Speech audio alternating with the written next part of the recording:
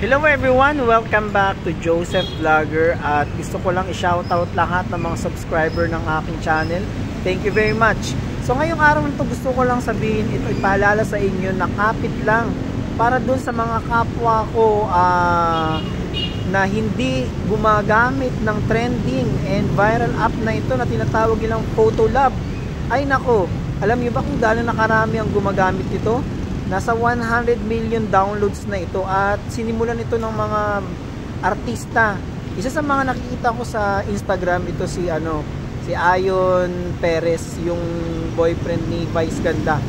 At talaga namang nainggit na yung ibang netizen, no? At talagang nagkalat na sa Facebook yung kanilang picture ng Photolab na yan.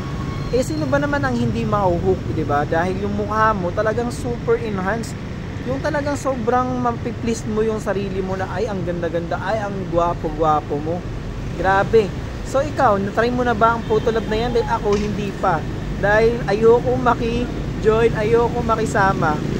Basta, ayoko. So kayo, naki-join na ba kayo?